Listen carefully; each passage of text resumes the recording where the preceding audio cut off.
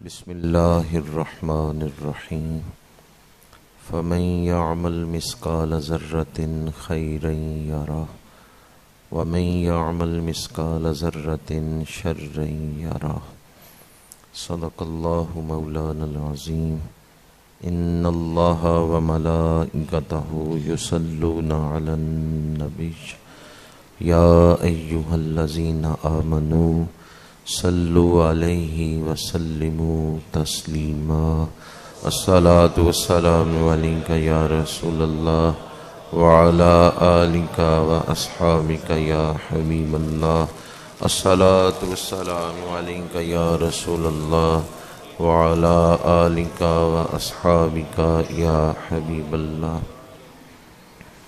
حضرت شیخ عبدالحق محدث دہلوی رحمۃ اللہ تعالی علیہ نے لکھا ہے کہ درود شریف پڑھنے سے دل میں حضور کی محبت بڑھ جاتی ہے۔ محبت رسول مومن کا سرمایہ حیات ہے، سرمایہ ایمان ہے۔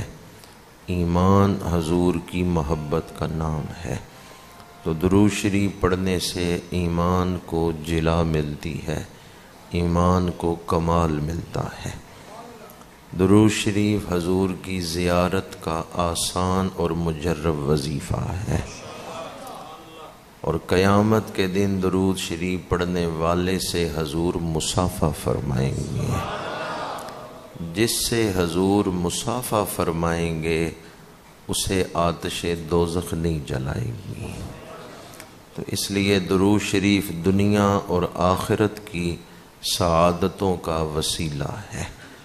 جمعۃ المبارک کا دن ہے تو اس تصور میں ڈوب کر درود شریف پیش کریں کہ آپ حضور کی بارگاہ میں حاضر ہیں اور حضوری کی کیفیت میں ڈوب کر درود شریف کا تحفہ پیش کر رہے ہیں۔ الصلاۃ والسلام علیک یا رسول اللہ وعلى آلک واصحابک یا حبیب اللہ الصلاۃ والسلام علیک یا رسول اللہ وعلى آلک واصحابک یا حبیب اللہ الصلاۃ والسلام علیک یا رحمۃ للعالمین وعلى آلک واصحابک یا خاتم النبیین۔ اللہ پاک کا شکر ہے جس نے ہمیں جمعۃ المبارک کی برکتوں سے مستفید ہونے کا یہ موقع عطا فرمایا ہے۔ دعا ہے کہ خالق کائنات آج کے دن نازل ہونے والی رحمتیں ہم سب کو عطا فرمائے۔ آج جس موضوع پر آپ کے سامنے گفتگو کر رہا ہوں، بسا اوقات ہمیں کچھ چیزیں معمولی نظر آتی ہیں، لیکن جنہیں ہم معمولی سمجھتے ہیں وہ کام یا وہ چیزیں اپنے اندر غیر معمولی نتیجہ رکھتی ہیں۔ قرآن پاک کی جو آیت مبارکہ میں نے خطبہ میں تلاوت کی ہے، اللہ پاک نے ارشاد فرمایا فَمَن يَعْمَلْ مِثْقَالَ ذَرَّةٍ خَيْرًا يَرَهُ،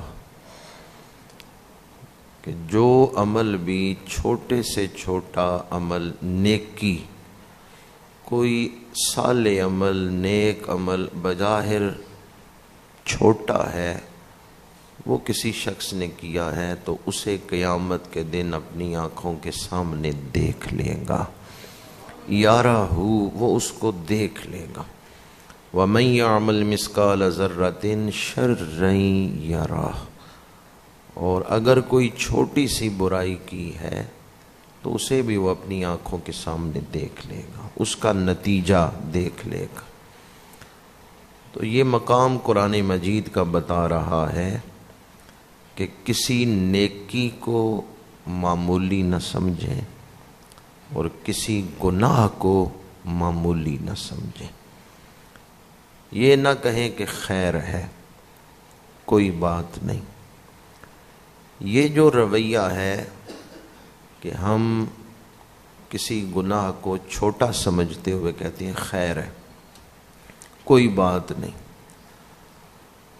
تو جب کہ وہ عمل جو بظاہر ہمیں چھوٹا نظر آ رہا ہے وہ اپنے اندر ایک بڑا نتیجہ رکھتا ہے. اس کا جب نتیجہ نکلتا ہے تو وہ معمولی نہیں ہوتا، وہ غیر معمولی ہوتا ہے. چیونٹی دیوار پہ چڑھتی ہے، یہ ایک معمولی بات ہے. روز ہم دیکھتے ہیں کہ چیونٹیاں دیواروں پہ چڑھتی رہتی ہیں، پر یہی چیونٹی کا دیوار پہ چڑھنا جب سلطان محمود غزنوی نے دیکھا کہ ایک چیونٹی 16 دفعہ چڑھی ہے پر دیوار نہیں چڑھ سکی، گر جاتی ہے، اور 17ویں دفعہ جب چڑھتی ہے تو دیوار پر چڑھ جاتی ہے، کامیاب ہو جاتی ہے. تو محمود غزنوی نے اس سے نتیجہ کیا نکالا کہ میں نے سومنات پہ متعدد حملے کیے ہیں، کامیاب نہیں ہوا، اور ہمت ہار بیٹھا ہوں کہ اب سومنات پہ حملہ نہیں کروں گا. یہ چھوٹی سی چیونٹی یہ ہمت نہیں ہاری، یہ دیوار پہ چڑھنے کی کوشش کرتی رہی، ناکام ہوتی رہی، لیکن ہمت نہیں ہاری، آخر دیوار چڑھ گئی. تو میں انسان ہو کے، ایک حکمران ہو کے، اتنی صلاحیتیں رکھنے کے باوجود میں کیوں مایوس ہو کے بیٹھ گیا؟ اب اس نے تجدید ارادہ کیا، دوبارہ عہد باندھا، اور پھر سومنات پہ حملہ کیا، قلعہ فتح کر لیا. اب چیونٹی کا دیوار پہ چڑھنا معمولی واقعہ ہے، لیکن جو نتیجہ نکلا ہے کہ سومنات کا قلعہ فتح ہو گیا، یہ معمولی واقعہ، یہ غیر معمولی واقعہ. تو چیونٹی کے دیوار پر چڑھنے سے، ایک معمولی واقعہ سے غیر معمولی نتیجہ نکل آیا ہے.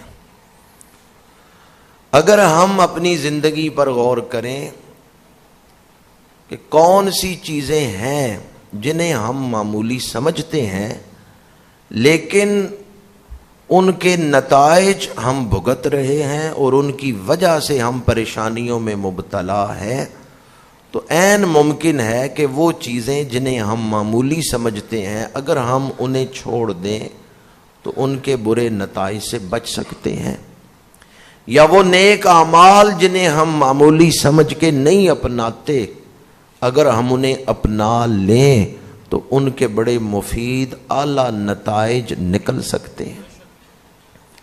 آج اکثر لوگ پریشان ہیں، تذبذب میں مبتلا ہیں، الجھن میں مبتلا ہیں، چاہے امیر ہے چاہے غریب ہے، اکثر لوگ الجھے ہوئے ہیں، ذہن الجھ گئے، پریشانیوں میں مبتلا ہیں.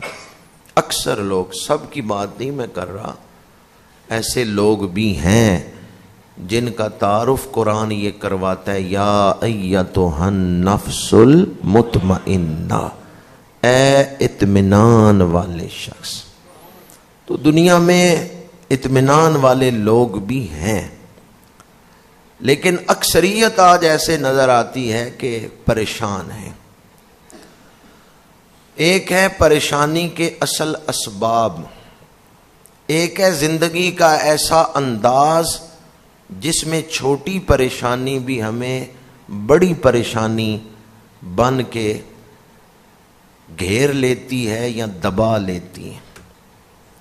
آج کل جو ہم موبائل کا استعمال کرتے ہیں اور ہر وقت نئی نئی خبریں اس پر دیکھتے رہتے ہیں، اس میں پریشانی والی خبریں بھی ہوتی ہیں. تو اس چیز نے ہمارے ذہن کے جو پردے ہیں ان کو متاثر کیا ہے، اور اب ہمارے رویے ہی الجھن والے بن گئے ہیں. جو اصل پریشانیاں ہیں وہ تھوڑی ہیں، جو ہمارا مزاج پریشانی والا بن گیا ہے وہ زیادہ اثر انداز ہوتا ہے. اس لیے ہر وقت موبائل پہ خبریں نہ دیکھتے رہیں، فلاں جگہ قتل ہو گیا ہے، فلاں جگہ دھوکہ ہو گیا ہے، فلاں نے یہ بیان ایسے دے دیا ہے، فلاں نے ایسے بیان دے دیا ہے۔ وہ ذہن پریشانیوں کا گھر بن گیا ہے۔ ایک بوری کے اندر آپ کتنی چیزیں ڈال سکتے ہیں، آخر اس کا ایک حدود اربہ ہے، اس کا ایک جزاک اللہ۔ تو یہ جو ہمارا آج لائف سٹائل ہے، زندگی گزارنے کا انداز ہے، اس نے ہمیں پریشان کیا ہوا ہے۔ اصل جو پریشانیاں ہیں وہ تو اپنی جگہ پہ ہیں ہی، لیکن وہ اتنی زیادہ نہیں ہیں جتنا ہم نے اپنے ذہن کو کمزور کر لیا ہے۔ موبائل کے استعمال سے ذہن کمزور ہو گئے، ذہنی پردے اتنے متاثر ہو گئے، آپ اس میں کتنی خبریں ڈال سکتے ہیں۔ وہ جو پریشانی والی چیزیں نیٹ پہ ہیں وہ دیکھ دیکھ کے ذہن پریشان ہو گئے ہیں، اب رویے ہی الجھ گئے ہیں، مزاج ہی الجھے ہوئے ہیں۔ اس لیے میں اکثر یہ بات عرض کرتا ہوں کہ آپ موبائل کو کم سے کم استعمال کریں، ضرورت کے مطابق۔ پہلے اپنے ذہن کو تو مطمئن کر لیں، کہیں خبریں دیکھتے دیکھتے نفسیاتی مریض ہی نہ بن جائیں۔ خبریں دیکھتے دیکھتے موبائل پر اور خبریں پڑھتے پڑھتے اکثر لوگوں کے ذہن نفسیاتی مریض بن گئے۔ تو ہماری پریشانیوں کو بڑھانے میں ایک ہماری یہ عادت، جس کو ہم معمولی سمجھتے ہیں، بظاہر یہ معمولی بات ہے کہ جی فارغ بیٹھا ہوں چلو موبائل کھول لو، فلاں چیز دیکھ لو، اس میں ہم مصروف ہو جاتے ہیں، دل بہل جاتا ہے، پر وہ چھوٹی چھوٹی خبریں آپ کے ذہن پر کیا اثر ڈال رہی ہیں۔ بظاہر یہ ایک معمولی کام ہے لیکن اس کا نتیجہ غیر معمولی۔ تو اس لیے ہمیں اپنی پریشانیوں کے حل کے لیے جو قرآن اور حدیث نے راستہ عطا کیا ہے اسے اپنانا چاہیے۔ دوسری بات جو آج ہماری پریشانیوں میں اہم کردار ادا کر رہی ہے، جس کی وجہ سے ہم پریشان ہیں، وہ ہے دوسروں کے ساتھ اپنا موازنہ کرنا۔ کیونکہ موبائل پر بھی اکثر ہم چیزیں دیکھتے ہیں تو پھر اپنے آپ کو وہاں ایڈجسٹ کرتے ہیں کہ میں پیچھے رہ گیا، یہ آگے بڑھ گیا، میرا سٹیٹس یہ ہے، اس کا سٹیٹس یہ ہے۔ تو دوسروں کے ساتھ جب ہم اپنا موازنہ کرتے ہیں اس وقت بھی ذہن الجھ جاتا ہے۔ دوسروں کے ساتھ غیر ضروری موازنہ نہ کریں۔ اللہ نے آپ کو ایک الگ وجود عطا کیا۔ اب دیکھیں، بکری بیل کے ساتھ موازنہ کرے تو کیوں کرے؟ اللہ نے اس کو بکری بنایا، اس کو بیل بنایا۔ یا پھر چیونٹی ہاتھی کے ساتھ موازنہ کرے، اللہ نے چیونٹی کو چیونٹی بنایا ہے، ہاتھی کو ہاتھی بنایا۔ قرآن پاک میں ہے کہ کافروں کو ہم نے دولت دی ہے تو اہل ایمان رشک نہ کریں یا یہ نہ سوچیں کہ اللہ نے ان کو اتنا کچھ دیا ہوا ہے۔ تمہیں کیا پتا اللہ نے ان کو یہ مال عذاب کے لیے دیا ہوا ہے۔ یہ حدیث پاک اگر آپ اپنے پیش نظر رکھیں تو موازنے کی وجہ سے جو پریشانیاں ہوتی ہیں ان سے آپ بچ جائیں گے۔ میرے آقا کریم نے فرمایا، دنیا کے معاملے میں اپنے سے نیچے والے کو دیکھو اور دین کے معاملے میں اپنے سے اوپر والے کو دیکھو۔ ہم یہ حدیث بھول گئے، ہم نے اس پر عمل نہیں کیا۔ ہم دنیا میں جب دیکھتے ہیں، معاشرے میں یا پھر موبائل پہ دنیا فلاں جگہ پہنچ گئی، ہم فلاں جگہ ہیں، ایسی ایسی چیزیں ایجاد ہو گئیں، جب ہم موازنہ کرتے ہیں دوسروں کے ساتھ اپنا تو پھر احساس کمتری میں مبتلا ہو جاتے۔ احساس کمتری کا ایک اثر یہ ہے کہ انسان جذباتی بن جاتا ہے، تدبر ختم ہو جاتا ہے، سوچ سمجھ کی صلاحیت جو ہے وہ مفلوج ہو جاتی ہے، اور انسان صرف جذباتی باتیں کرتا ہے، وہ جذباتی انداز میں ہی سوچتا ہے، وہ تحمل کے ساتھ، ٹھہراؤ کے ساتھ، زمینی حقائق کو سامنے رکھ کے نہیں سوچتا۔ یہ بات ہر مسلمان جانتا ہے کہ دنیا کی زندگی آزمائش ہے، تو پھر آپ موازنہ کیوں کر رہے ہیں؟ پھر موازنہ کر کے احساس کمتری میں کیوں مبتلا ہو گئے؟ مولانا روم نے ایک بڑی پیاری بات لکھی ہے، اور آج کی میری گفتگو کا یہ خاص پیغام ہے جو آپ کی خدمت میں عرض کر رہا ہوں۔ مولانا روم مثنوی میں لکھتے ہیں کہ تو غلطی سے جس چیز کو خزانہ سمجھ بیٹھا ہے وہ خزانہ ہے ہی نہیں۔ تو غلطی سے جس چیز کو خزانہ سمجھ بیٹھا ہے، اور آگے فرماتے ہیں دنیا کی لذت، یہ دنیا کی لذتیں چاہے ذہنی لذتیں ہیں، فخر، احساس تفاخر، چاہے حسی لذتیں ہیں، چاہے کام و دہن کی لذتیں ہیں، کھانے پینے کی لذتیں، چاہے منصب کی لذتیں کہ میں اس سٹیٹس، اس مقام پر ہوں، مولانا روم فرماتے ہیں تو غلطی سے جس چیز کو خزانہ سمجھ بیٹھا ہے یہ خزانہ نہیں، اور اس میں مصروف ہو کر تو اصل خزانے سے محروم ہو گیا ہے۔ تو سراب کو دریا سمجھ بیٹھا ہے، تو سراب کو دور سے نظر آتا ہے دریا ہے، بندہ قریب جاتا ہے تو وہ دریا نہیں ہوتا، وہ سراب ہوتا ہے، دھوکہ ہوتا ہے۔ تو مولانا روم فرماتے ہیں دین کا مطلب یہ ہے کہ انسان کو دھوکے سے بچایا جائے، جتنی جلدی ہو سکے حقیقت پسند بن جائیں، حقیقت کو دیکھ لیں، ورنہ ایک دن آنکھیں بند ہوں گی تو حقیقت کی آنکھیں کھل جائیں گی۔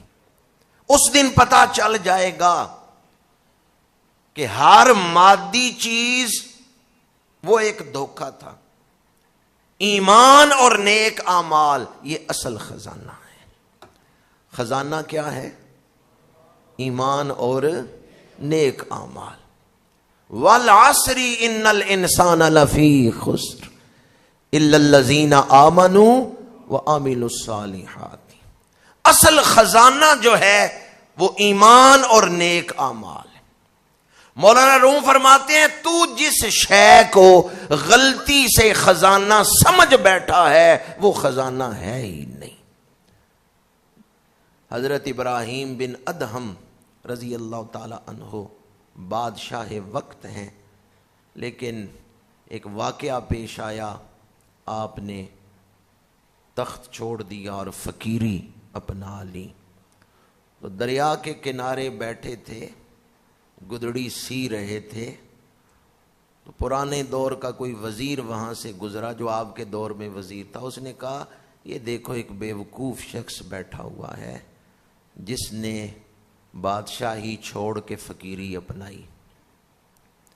تو آپ مسکرائے، آپ نے فرمایا وہ فقیری تھی، یہ بادشاہی ہے۔ فقر ہے میروں کا میر، فقر ہے شاہوں کا شاہ، فقر کے ہیں معجزات تاج و سریر و سپا۔ اس نے کہا یہ تو فقیری ہے، یہ بادشاہی نہیں ہے۔ آپ کے ہاتھ میں جو سوئی تھی نا وہ دریا میں پھینک دی، اور کہا دریا کی مچھلیوں میری سوئی واپس کرو۔ سوئی ایک ہے تو مچھلیوں کو کیوں کہا؟ مچھلی کو کہتے نا۔ تو کئی مچھلیاں سونے کی سوئیاں لے کے باہر نکل رہی۔ آپ نے فرمایا نہیں مجھے یہ نہیں چاہیے، میری سوئی واپس کرو۔ پھر ایک مچھلی سر اٹھاتی ہے جس کے اوپر آپ کی سوئی پیوست ہے۔ آپ نے اس وزیر کی طرف متوجہ ہو کے فرمایا بتا وہ بادشاہی تھی یا یہ بادشاہی؟ فقر ہے میروں کا میر، فقر ہے شاہوں کا شاہ۔ حضرت شیخ سعدی رحمت اللہ تعالی علیہ فرماتے ہیں زے حکم خدا گردن مہ پیچ، گردن نہ پیچد زے حکم تو ہیچ۔ تو اپنی گردن اللہ کے حکم کے آگے جھکا لے، تیرے آگے باقی مخلوقات سر جھکا لیں گی۔ تو اللہ کا حکم نہ توڑ، باقی مخلوقات تیرا حکم نہیں موڑیں گی۔ تو میں آپ کی خدمت میں جو بات عرض کر رہا تھا کہ جس کو دھوکے سے آپ خزانہ سمجھ بیٹھے ہیں، یہ خزانہ نہیں ہے۔ خزانہ کیا ہے؟ ایمان اور نیک اعمال۔ اب جسے ہم خزانہ سمجھ بیٹھے، اس کے حصول اور اس کی وجہ سے جو پریشانیاں ہیں ان میں ایسے مبتلا ہوئے کہ اصل خزانہ چھوڑ دیا۔ جو اصل خزانہ تھا اس سے محروم ہو گئے۔ دنیا کو ضرورت سمجھیں، مال و دولت ضرورت ہے پر مقصد نہیں ہے۔ المیہ اس وقت ہوتا ہے جب ہم ضرورت کو مقصد بنا لیتے ہیں، جاگتے ہوئے بھی اور سوئے ہوئے بھی اسی کے بارے میں ہی سوچتے رہتے ہیں، ذہن اسی کے گرد گردش کرتا رہتا ہے، خواب بھی اسی کے دیکھتے ہیں، سوچتے ہوئے بھی جاگتے ہوئے بھی اسی کے بارے میں سوچتے ہیں۔ تو دنیا کے معاملات میں لوگوں سے موازنہ کر کے احساس کمتری میں مبتلا نہ ہو۔ بظاہر یہ ایک چھوٹی سی بات نظر آتی ہے، لیکن اس کا نتیجہ بہت بڑا نکلتا ہے کہ انسان سوچ سے، تدبر سے محروم ہو جاتا ہے جب وہ احساس کمتری میں مبتلا، پھر وہ ایک جذباتی انسان بن جاتا ہے، اس میں تدبر نہیں رہ جاتا، تحمل نہیں رہ جاتا۔ جیویں پیارا راضی ہوئے، مرضی ویخ سجن دی۔ میرے آقا کریم کی محفل پاک لگی ہے، آئیں چشم تصور سے بزم رسالت کا ایک منظر دیکھیں۔ شہ خوباں حاصل کن فقاں، خاتم النبیین صلی اللہ علیہ وآلہ وسلم رونق افروز ہیں، اور صحابہ کرام اپنی آنکھوں کو کشکول گدائی بنا کے انوار رسالت کو سمیٹ رہے ہیں۔ کتنی مبارک آنکھیں تھیں جو اللہ کے نبی کا چہرہ دیکھتی تھیں۔ میرے آقا کریم نے فرمایا، اے صحابہ، اب جو شخص آئے گا نا اسے غور سے دیکھ لینا، وہ قطعی جنتی ہے۔ جنہوں نے یہ حدیث روایت کی ہے وہ فرماتے ہیں ایک صحابی آئے، میں نے انہیں دیکھا تو میں نے سوچا کہ میں ان کے معمولات پتہ کروں گا کہ یہ عمل کیا کرتے ہیں جس وجہ سے اللہ کے رسول نے انہیں قطعی جنتی قرار دیا ہے۔ وہ فرماتی ہیں میں ان کے گھر گیا اور کہا میں اپنے گھر والوں سے ناراض ہو کے آیا ہوں، میرے بھائی کیا مجھے اپنے گھر ٹھہرا لو گے؟ تو وہ صحابی جن کے لیے جنت کی بشارت سنائی گئی تھی انہوں نے کہا ٹھیک ہے تم میرے گھر رہ لو۔ یہ جو راوی ہیں حدیث کے یہ فرماتے ہیں میں اس لیے ان کے گھر رہنے کے لیے آیا تاکہ میں ان کے معمولات دیکھوں، وظائف دیکھوں، وہ کیا پڑھتے ہیں، کیا کرتے ہیں کہ اللہ کے رسول نے انہیں جنتی قرار دیا ہے۔ فرماتے ہیں میں نے دیکھا کہ بس وہ فرائض ادا کرتے ہیں، فرائض ادا کرنے میں سستی نہیں کرتے، اور چند ایک وظائف کرتے ہیں، کوئی بہت زیادہ نفلی عبادت نہیں کرتے، فرائض ٹھیک ادا کرتے۔ تو میں جب ان کے گھر سے اجازت لے کے جانے لگا تو انہوں نے فرمایا تو کیوں آیا تھا، تیرے آنے کا اصل مقصد کیا تھا؟ میں نے کہا میں یہ دیکھنے آیا تھا آپ کا وہ کون سا عمل ہے جس کی وجہ سے آپ کو اللہ کے رسول نے جنتی قرار دیا، لیکن میں نے دیکھا ہے کہ آپ تو بس عام معمول کے مطابق فرائض ہی ادا کرتے ہیں، کوئی ایکسٹرا کوئی خاص ایسا عمل نہیں آپ کر رہے جو میری نظر میں آتا اور میں کہتا ہاں یہ عمل ہے جس کی وجہ سے جنتی قرار دیے گئے۔ تو وہ صحابی مسکرائے، انہوں نے کہا میں تجھے بتاتا ہوں کہ میرا وہ کون سا عمل ہے. میں کسی دوسرے پر نعمت دیکھتا ہوں تو اپنے دل میں حسد نہیں محسوس کرتا. میں کسی دوسرے کو خوش دیکھتا ہوں تو خود بھی خوش ہوتا ہوں.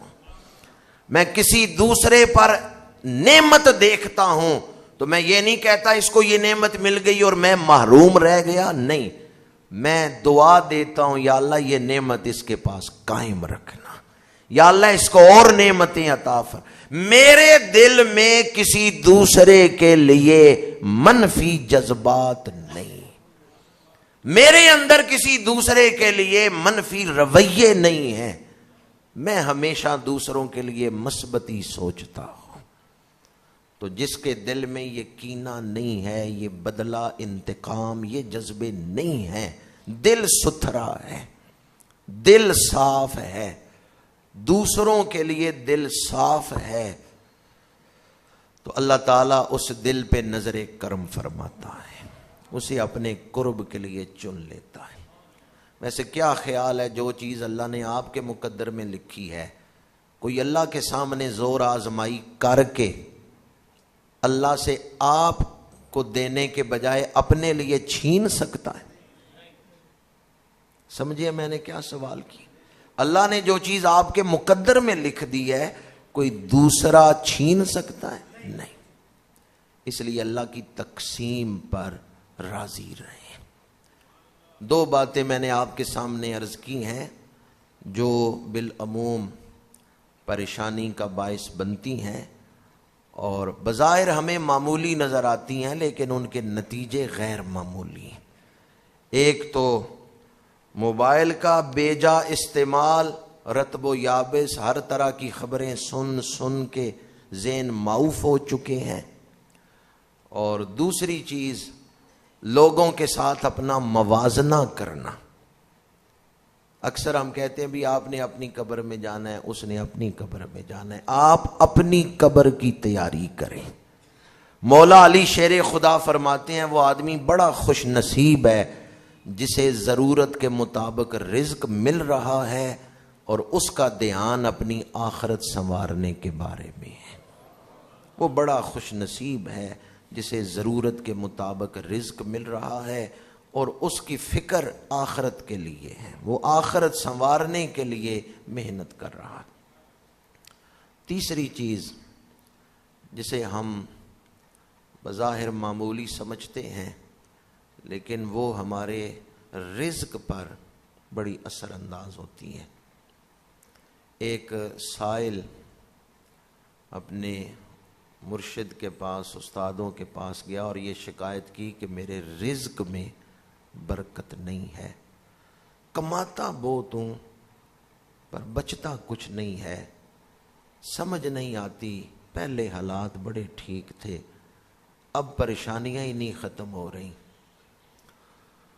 کوئی وظیفہ بتائیں. تو مرشد بھی پہلے زمانے کے تھے، انہوں نے فرمایا میں تمہارے گھر آؤں گا اور تمہارے کچن کے گندے برتن میں دھووں گا. آج کل بعض عامل کہتے ہیں میں تمہارے گھر آؤں گا تویز نکالوں گا، پتہ نہیں وہ تویز ہیں یا نہیں ہے. بہرحال عامل ایسے بھی ہیں وہ کہتے ہیں تمہارے گھر، پھر وہ سرہانہ پھاڑتے ہیں اور اندر سے تویز نکال کے دکھا دیتے ہیں.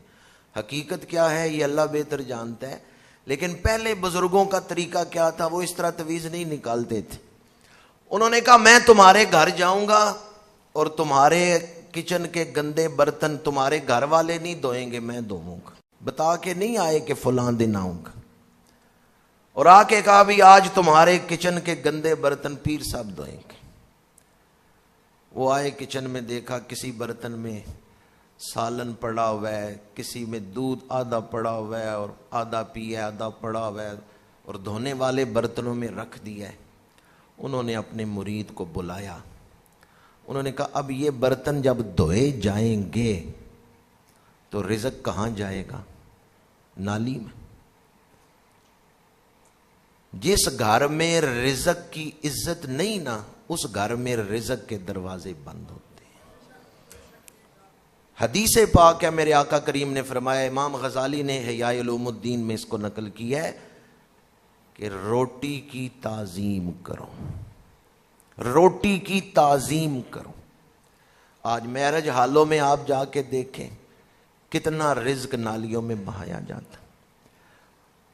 اور یہ حدیث تو آپ سب نے سنی ہوگی کہ برتن صاف کرنا یہ حضور کی سنت ہے، کھانا برتن میں بچاؤ نہ۔ کیوں؟ جب وہ اسی طرح برتن میں پڑا رہے گا، برتن دھونے والے برتنوں میں رکھ دیا گیا، جب اسے دھویا جائے گا تو رزق کہاں بہ رہا ہے؟ نالی میں بہ رہا۔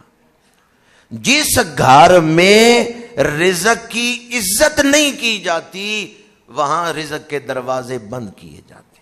بھئی آپ کی عزت جہاں نہ ہو آپ جائیں گے؟ کسی گھر میں آپ جائیں، گھر والا آپ کی عزت نہ کرے، آپ نہیں جائیں گے۔ رزق کو تعظیم دیں، گھر جا کے میری بہنوں بیٹیوں کو یہ پیغام دیں۔ ویسے اکثر گھروں میں بڑی جو مائیں ہیں، بوڑھی، وہ اکثر یہ وصیت کرتی ہیں بچوں کو بھی برتن صاف کرو، اتنا ہی ڈالو جتنا کھانا ہے۔ شادیوں میں بھی ہم اتنا ڈال لیتے ہیں جتنا کھایا نہیں جاتا۔ آپ رزق کی عزت کریں، اللہ آپ پہ رزق کے دروازے کھول دے گا۔ فاذکرونی اذکرکم واشکروا لی ولا تکفرون، فرمایا شکرانہ کرو، کفران نعمت نہ کرو۔ یہ جو رزق کی توہین ہم کرتے ہیں یہ کفران نعمت ہے، یہ کفران نعمت ہے۔ تو جو رزق کی تعظیم کرے گا اللہ اس کے لیے رزق میں آسانیاں پیدا فرما دیتا ہے۔ بظاہر یہ ایک معمولی کام ہے، معمولی عمل ہے، لیکن اس کا نتیجہ جو ہے وہ غیر معمولی ہے۔ ایک اور عمل آپ کے سامنے بیان کر رہا ہوں اور گفتگو کو سمیٹ رہا ہوں۔ 3 عمل آج میں نے آپ کے سامنے بیان کیے جو بظاہر ہمیں معمولی لگتے ہیں، لیکن حقیقت میں ان کا نتیجہ غیر معمولی ہے۔ چوتھا عمل جس کا تعلق روح ایمان کے ساتھ ہے، میں نے ابھی آپ کی خدمت میں یہ بیان کیا کہ جن چیزوں کو ہم خزانہ سمجھ بیٹھے وہ خزانہ نہیں ہے، اصل خزانہ ایمان ہے اور نیک اعمال ہیں۔ تو ایمان کسے کہتے ہیں؟ ایمان محبت رسول کا نام ہے۔ بعض اوقات ایسا ہوتا ہے کہ بندہ گناہگار ہے، غافل ہے، بد عمل ہے۔ آپ لوگ تو نیک لوگ ہیں، مساجد آباد کرنے والے ہیں، کچھ ایسے لوگ ہیں عرصہ ہوا مسجد میں نہیں آئے۔ تو بندہ جب ہے مسلمان، ہے مومن، لیکن جب وہ اپنے اعمال کو دیکھتا ہے تو مایوس ہو جاتا ہے۔ ایک دعا آپ کے سامنے بیان کر رہا ہوں جو بظاہر کوئی کہے گا کہ یہ تو ایک گناہگار کے لیے، بد عمل کے لیے، بدکار کے لیے کیسے جائز ہے کہ وہ یہ دعا کرے، لیکن آپ اسے اپنا معمول بنا کے دیکھیں، یہ آپ کی زندگی کو بدل دے گی۔ آپ عمل کے اعتبار سے جس سطح پر بھی ہیں اس پر نظر نہ ڈالیں، آپ یہ دعا کرتے رہیں، یا اللہ مجھے آخرت میں حضور کا قرب عطا فرما،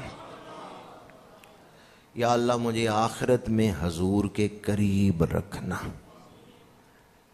بظاہر یہ ایک چھوٹی سی دعا ہے، لیکن جس دن یہ دعا قبول ہو گئی زندگی بدل جائے گی۔ نماز نہیں پڑھی، دکان پہ بیٹھے ہیں، دعا کریں یا اللہ مجھے حضور کا قرب عطا فرما، دعا قبول ہو گئی۔ اب کوئی کہے گا بھی نمازیں تو پڑھتے نہیں اور دعا کیا کر رہے ہو، یا اللہ حضور کا قرب عطا فرما۔ میں کہتا ہوں جس دن یہ دعا قبول ہو گئی نمازیں شروع ہو جائیں گی۔ اصلاح کے لیے، کسی کو غفلت اور گناہوں کی دلدل سے نکالنے کے لیے آسان وظیفہ عرض کر رہا ہوں۔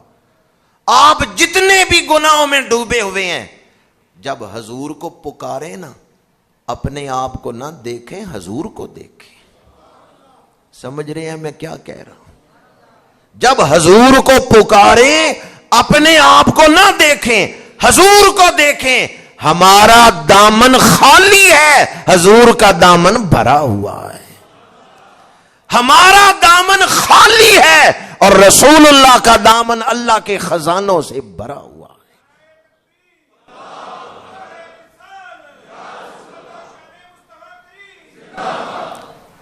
حضرت امام عبد الوہاب شارانی رحمت اللہ تعالی علیہ، مصر کے مشہور عالم امام عبد الوہاب شارانی، انہوں نے طبقات کبریٰ میں اس بات کو نقل کی ہے، اور اس واعظ کا، اس بزرگ کا نام لکھا ہے۔ ممبر پہ بیٹھ کے جمعۃ المبارک کے دن حضور کی شانیں بیان کر رہے تھے، اور حضور کی شانیں بیان کرتے ہوئے ایک شعر انہوں نے پڑھا، اور وہ شعر پڑھتے ہوئے جھوم رہے تھے۔ شعر کیا تھا؟ محمد بشر لا کل بشری کل یاقوت حجر لا کل حجری۔ لوگوں، حضور پر بشریت کا اطلاق ہوتا ہے کہ حضور اللہ کے بشر، اللہ کی طرف سے جو شانیں عطا کی گئیں، اللہ نے فرمایا قل انما انا بشر مثلکم۔ حضور پر بشریت کا اطلاق ہوتا ہے، پر حضور ہمارے جیسے بشر نہیں ہیں۔ کل یاقوتی حجر لا کل حجری، جس طرح یاقوت بھی پتھر ہے، پر وہ کیسا پتھر ہے؟ ایک پتھر گلی میں پڑا ہوا ہے، ایک بادشاہ کے تاج میں سجا ہوا ہے۔ کیا دونوں پتھر برابر ہیں؟ دونوں پتھر برابر نہیں ہیں۔ جو گلی میں پڑا ہوا ہے وہ پیروں کی ٹھوکریں کھا رہا ہے، یاقوت بادشاہ کے تاج میں سجا ہوا ہے۔ اب وہ واعظ منبر پہ جھوم جھوم کے پڑھ رہے تھے، محمد البشر لا کل بشری کل یاقوت حجر لا کل حجری۔ اسی رات میرے آقا کریم کی زیارت ہوئی، اور حضور نے فرمایا میرے غلام، تو منبر پہ بیٹھ کے جھوم رہا تھا، میں روزے میں بیٹھ کے جھوم رہا تھا۔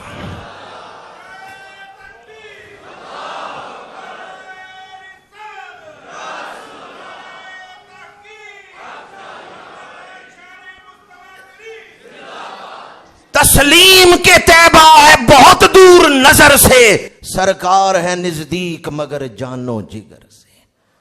سرکار ہے نزدیک مگر جانو جگر سے۔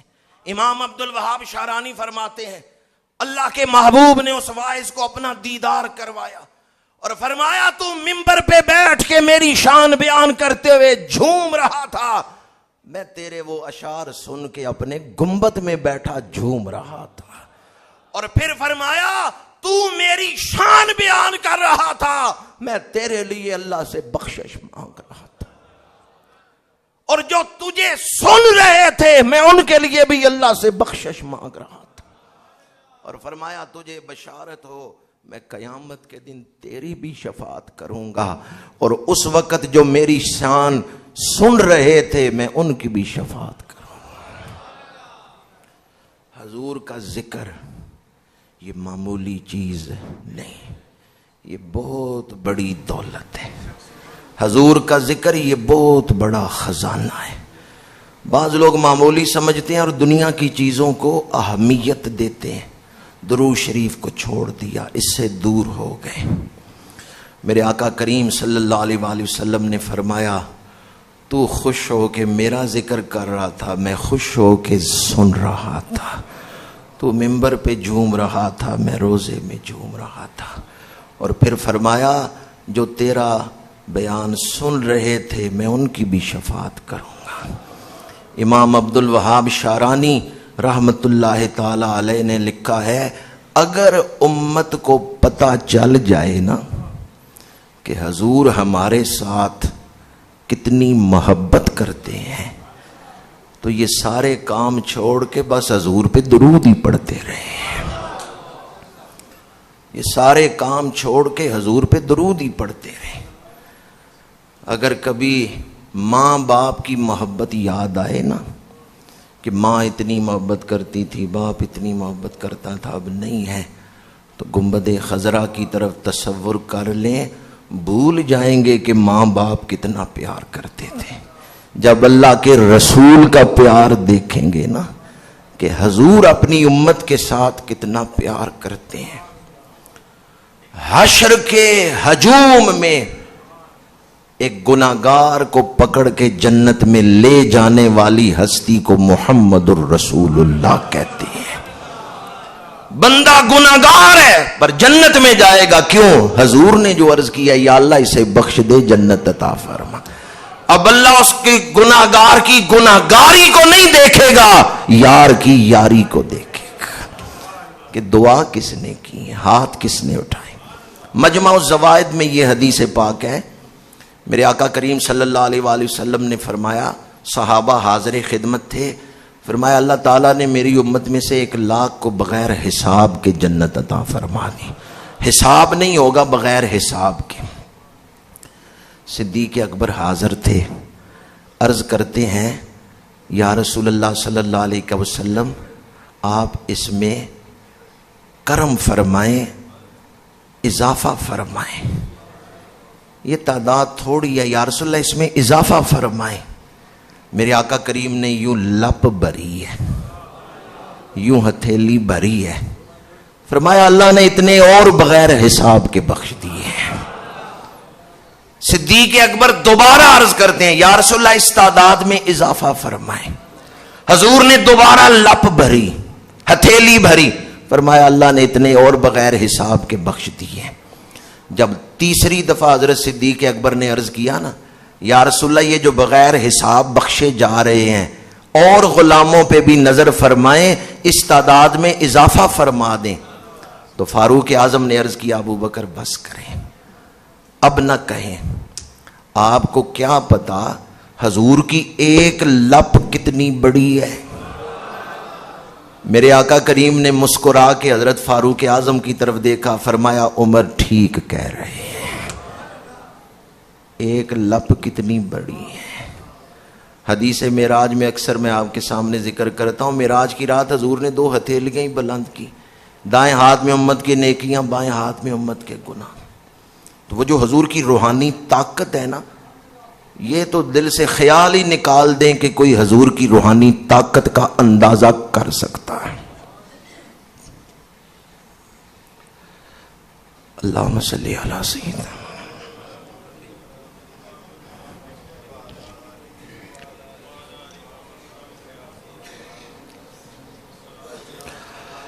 جہاں انبیاء کرام ادب سے ہاتھ باندھ کے کھڑے ہوں، کون اندازہ کر سکتا ہے میرے آقا کریم صلی اللہ علیہ وآلہ وسلم کی عظمتوں کا۔ تو حضرت فاروق اعظم نے عرض کیا ابو بکر اب تقاضا نہ کریں، حضور نے 2 دفعہ لپ بھری ہے، حضور کی تو ایک لپ ہی کافی ہے۔ نفسی نفسی میں یا اذهبوا الی غیری، جب باقی نبی کہہ رہے ہیں اذهبوا الی غیری، جاؤ کسی اور کے پاس، تو انا لہا یہ کون فرمائیں گے؟ آؤ میری طرف، آؤ میری طرف، یہ کون فرمائیں گے؟ باقی نبی کہہ رہے ہیں اذهبوا الی غیری، شفاعت کبریٰ کا دروازہ میں نہیں کھلوا سکتا، جاؤ کسی اور کے پاس۔ حضرت عیسیٰ فرمائیں گے جاؤ خاتم النبیین کے پاس، اور حضور فرمائیں گے انا لہا، آؤ یہ کام کروا سکتا ہوں تو میں اللہ کا پیغمبر آخری نبی ہی کروا سکتا ہوں۔ اذهبوا الی غیری کی صداؤں میں انا لہا کی صدا کس کی ہوگی؟ الصلاۃ والسلام علیک یا رسول اللہ وعلی آلک واصحابک یا حبیب اللہ۔ تو اصل جو خزانہ ہے نا وہ ایمان ہے، وہ محبت رسول ہے، وہ عشق رسول ہے، یہ بہت بڑی دولت ہے۔ حضرت خواجہ ویسے کرنی بڑے امیر ہیں پر ان کے پاس دولت کون سی ہے؟ عشق رسول۔ اقبال لکھتے ہیں ہر کے عشق مصطفیٰ سامان اوست، بہر و بر در گوشائے دامان اوست، کہ جس کو بھی عشق رسول کی دولت مل گئی، یہ بہر و بر خشکی تری جو کچھ ہے وہ اس کے دل کے ایک گوشے میں ہے۔ کی محمد سے وفا تو نے تو ہم تیرے ہیں، یہ جہاں چیز ہے کیا لوح و قلم تیرے ہیں۔ تو میں نے آج جس موضوع پر آپ کے سامنے گفتگو کی ہے، اس میں جو بات میں نے بین السطور آپ کے سامنے بیان کی ہے کہ اصل مسائل سے توجہ ہٹا دی گئی ہے، اور جو مسائل نہیں ہیں انہیں مسائل بنا کے ذہنوں پہ طاری کر دیا گیا ہے۔ تو آپ ذرا سوشل میڈیا کی دنیا سے باہر نکلیں، سوشل میڈیا کو کم سے کم استعمال کریں، ورنہ یہ ذہنوں کو معوف کر دے گا، اور آئندہ دور میں جو اس میں فتنے آ رہے ہیں وہ پہلے فتنوں سے زیادہ بڑے ہیں۔ اس لیے خود بھی بچیں اور اپنی اولادوں کو بھی بچائیں۔ پچھلے ہفتے میں گجرات میں یہ دوسرا واقعہ ہوا ہے 2023 میں، پہلے بھی ایک واقعہ فروری میں ہو چکا ہے، اور پچھلے ہفتے میں گجرات میں دوسرا واقعہ ہوا ہے کہ بیٹے نے باپ کو قتل کیا ہے، اور یہ سب نتیجہ ہے سوشل میڈیا کا، کہ ہمارے بچے جو ہیں وہ موبائل میں ہی رہتے ہیں، اور ہم ان کی تربیت نہیں کر سکے، انہیں ایمان کی جو حلاوت ہے وہ نہیں پہنچا سکے، وہ اس سے محروم ہے۔ تو یہ فتنوں کا دور ہے، اس میں میں نے شاید پہلے بھی یہ بات عرض کی ہو کہ فتنے کیوں اٹھتے ہیں۔ اللہ ان فتنوں کے ذریعے کھرے اور کھوٹے میں فرق کر دیتا ہے، کہ کون کھرا ہے کون کھوٹا ہے، یہ ظاہر ہو جائے۔ جو اندر سے کھوٹا ہوتا ہے وہ فتنوں میں پڑ جاتا ہے، اور جو کھرا ہوتا ہے وہ فتنوں میں بھی اپنے آپ کو فتنوں سے بچا لیتا ہے۔ یہ سورہ انعام کی آیت نمبر 112 113 اس کے اندر موجود ہے۔ جو کھرا ہوگا آخرت پر ایمان ہوگا کہ اصل کامیابی آخرت ہے، وہ فتنوں میں بھی اپنے آپ کو فتنوں سے بچا لیتا ہے، اور جو کھوٹا ہوتا ہے وہ فتنوں میں الجھ جاتا ہے، فتنوں میں پڑ جاتا ہے۔ اللہ تعالیٰ اس دور کے فتنوں سے ہمیں محفوظ رکھے۔ جہاں میں نے 2-3 بیماریاں بتائی ہیں وہاں آپ کے سامنے علاج بھی بیان کیا ہے کہ ان تمام پریشانیوں کا آسان حل ربط رسالت ہے، حضور کا بن کے جینا۔